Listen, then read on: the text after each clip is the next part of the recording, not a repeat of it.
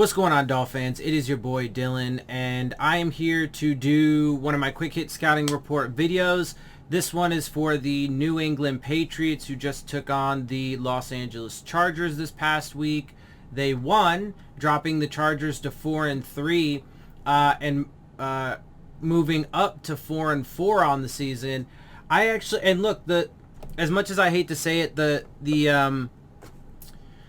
the Patriots are looking like a team that I think actually could make a serious push for the playoffs and possibly even sneak in as a wild card team. They're actually quietly becoming one of the better teams in the league, and you'll see that once we actually get to the league standings. And I mean, they just beat a tough team in the Chargers, so that could be part of the context, but wait till you see what their league standings are currently. It's not very pretty, and it doesn't bode well for the Dolphins when we finally reach them in week 18.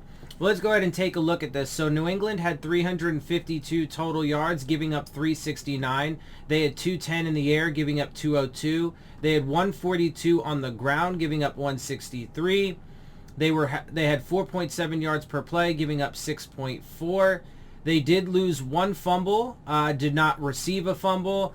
They did not throw an interception, but they did receive 2 interceptions. They did get 2 interceptions. New England let up 1 sack and got 3 of their own. New England was 47% on third downs, giving up 33%.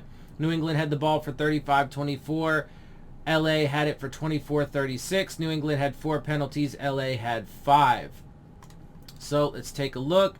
They held Justin Herbert to 18 of 35 for 223, 2 touchdowns, 2 interceptions. Justin Jackson had 3 rushes, 79 yards, and a 26.3 average.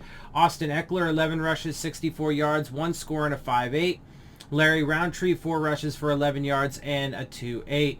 In the receiving game, Keenan Allen led the way, 6 out of 11 for 77 and a score. Austin Eckler, 6 of 10, 60. Jared Cook, 2 of 5, 25. Josh Palmer, 1 for 24 and a touchdown. Mike Williams, 2 of 5 for 19. Jalen Guyton, 1 of 2 for 18. But yeah, so, and look, obviously we beat them in week 1 in Foxborough, but at the end of the day, and especially with the way that things have played out throughout this season, it looks like, when people say that, we're a Xavier Howard forced fumble away from being 0-7, it looks like that's a lot closer to the actual reality than some people wanting to say, oh yeah, but we were this number of plays away, we were 1 or 2 plays away in like 3 or 4 games that could have us at 4 or 5 wins. Okay, but I think the reality is probably a little bit closer the other way, unfortunately.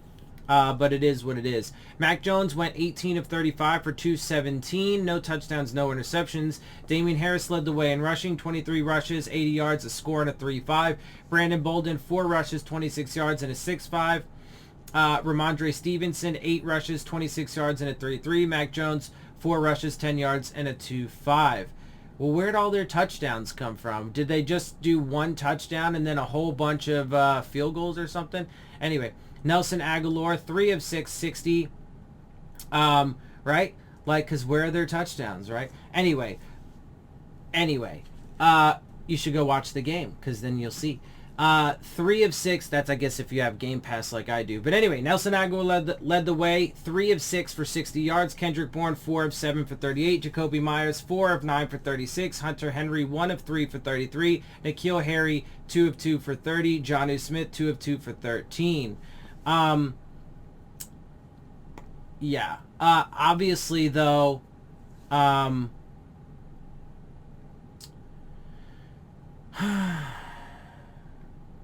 yeah, I don't know, bro. The Patriots, I did originally, it's funny because before the season started in my original 6-11 prediction, I had us splitting with the Patriots. Actually, no matter, throughout the entire time, even when I gave them a few wins after training camp or whatever, it always was the same, actually. I had it the same pretty much the entire way, and that was us splitting with the Patriots. And then, we got the win in week 1. I'm not so sure we're going to get the win in week 18. I hope so, obviously. But now that we're about to move over to the league standings, you're going to see a little bit more of my trepidation and my concern here, because they're actually, like I said, quietly becoming one of the better teams in the league. And up to this point, halfway through the season, the league standings show that. So offensively, they currently have 2,837 total yards, which has them at 11th. They're 16th in per game average with 354.6. They're currently 11th in total passing with 2,145. They're 14th in per game average in passing with 268.1. They're 21st in total rushing with 810. 22nd in per game average with 101.3. They're 10th in total points with 206 on the season, or 9th with ties. Points per game, they're currently 11th with 25.8. So their offense is actually doing pretty well. And, now while initially I actually had thought, going into the season that they would probably lean on their run game a bit more, Mac Jones has actually performed pretty damn well in the passing game in that offense and what they're asking him to do. He's been relatively efficient, and he's been pretty good in that scheme and in that system. So, and it's allowed him to actually be efficient and so on in the passing game, and what's allowed them to rank 11th and 14th in those categories. I was a little surprised, though, to see that they're not leaning more on the run game, because they do have some really good running backs. Damian Harris, Ramondre Stevenson, whatever. But anyway, defensively, and look at all these categories. I mean, their worst category on defense is what, 20th when it comes to fumbles? 7th with ties. But other than that, I mean, they're damn good on defense. They're 12th in yards per game at 352.9 given up. They're 13th in passing, 255.3. 16th in rushing, 112.8. They're 8th overall, 7th with ties in points with 20.5. They're 8th overall or 4th with ties when it comes to takeaways with 13 on the season. Interceptions, they're 6th or 2nd with ties with 10 on the year. They have 3 fumbles, which again is 20th, their worst, or 7th with ties. Sacks, they're currently at 14th or 7th with ties at 18. They're 5th in the league or 3rd with ties currently when it comes to passes defensed at 38. And they're 17th with third down defense at 40.7. So it's a tough team. That's, like I said, they're rounding out to be a potential wild card team. And if they keep going on this pace, I actually would think that they probably will sneak in maybe with 9 or 10 wins into the wild card spot, maybe that final spot.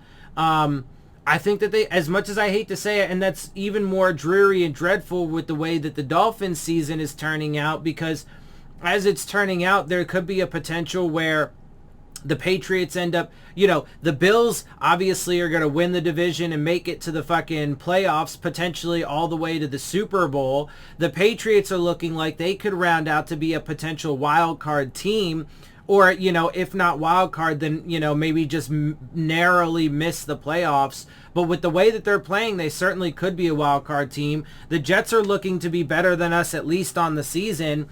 And, we could give them 1 or 2 wins on the season, depending on how we play them, and then, of course, not only are we going to be last in the division, most likely at this point, but we're also probably rounding out to be one of the worst teams in the NFL, possibly having at least a top 5 pick, if not potentially the first overall pick, but that goes to the motherfucking Eagles. So disaster upon disaster for this Dolphins team. Anyway, real quick, just so you can take a look, the Dolphins' current offensive and defensive league standings, obviously not very good. But yeah, man, it's rough for us in Dolphins world and as Dolphins fans. This is not a game that at this point I see us being able to win. And like I said, I mean, at this point, we just got to wait and see. Once we get to the official halfway mark, I mean, this is week 9. There are 18 weeks in the season. Let's see how they play against Houston. Let's see if they're able to beat Houston. If they're not, then I'm afraid I'm not going to have confidence to be able to predict wins for this team for the rest of the season.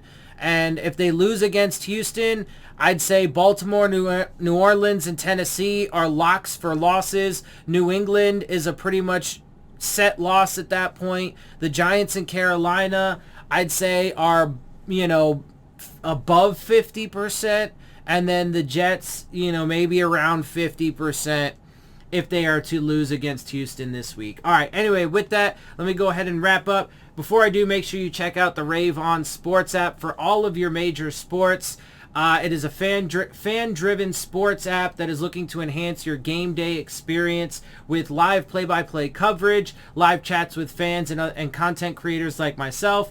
Look for the links to that in the description box. And with that, I'm going to get out of here. I hope you guys appreciate my perspective. If you do, make sure you hit the subscribe button. Make sure you hit the like button. Make sure you hit the bell if you want to get the alerts. Share my channel and videos with your friends and family. Leave your questions, comments, and concerns down in the comment section. Of course, as always, follow me on Twitter at DillonTartaro. And with that, I am out. I'll see y'all soon. Fins up.